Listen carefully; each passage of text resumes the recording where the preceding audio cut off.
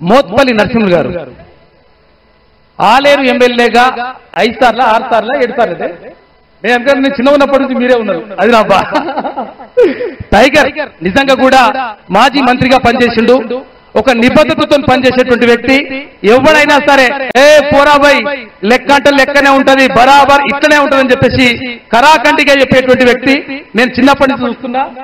మా నియోజకవర్గమే అన్న మాట్లాడవలసిందిగా కోరుతాం.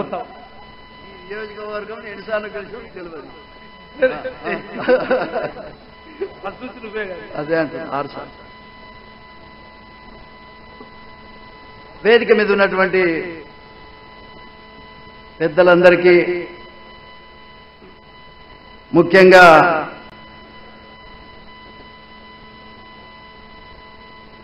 మన నాయకుడు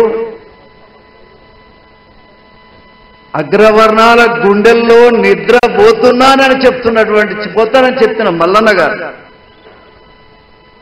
చప్పట్లు మెల్లగా సంతాప సభ అనాయమేమన్నా ఏం పిల్లలే మీరు అంతా యువకులు చేతగాని పోరగాని.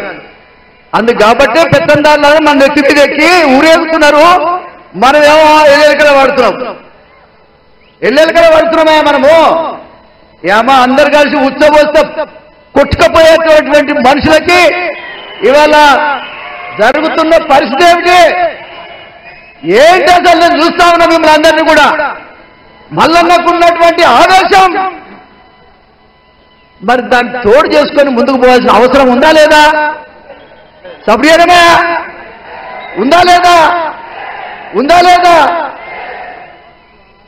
సోదరులారా, శబాసురా లింగ అంటే నొగ మీద వేసుకొని సచ్చే జాతి మనది. బడుగు బలహీన వర్గాలని ఉపయోగించుకొని రాజ్యాధికారం చేస్తేనే కదా వాళ్ళు ఇట్లు ఇస్తున్నారు, మనం ఇట్లా పుచ్చుకుంటున్నాం. ఇంకా మనం ఏడున్నామే అంటే రేషన్ కార్డు ఇస్తావా, బర్రిస్తావా, గొర్రిస్తావా, ఇంకేమన్నా ఇస్తావా?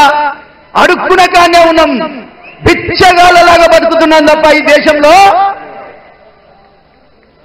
ఇవ్వగలిగిన వాళ్ళ మనమయ్య. అంబేద్కర్ ఇచ్చినటువంటి ఓటు నిన్న మొన్నటి దాకా కేసీఆర్ ఉండే, ఇవాళ రేవంత్ రెడ్డి ఉన్నాడు, రేపు మల్లన్న కావచ్చు.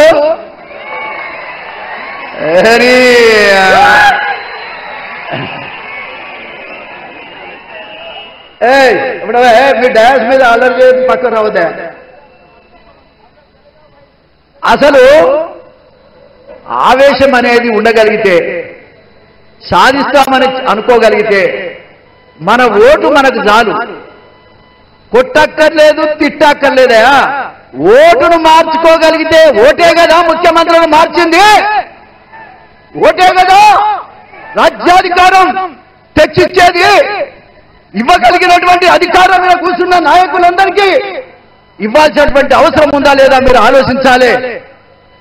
బడుగు బలహీన వర్గాలు, ఎస్సీలు ఒక్క తాటి మీద కనుక ఉండగలిగితే రాజ్యాధికారం మనదే.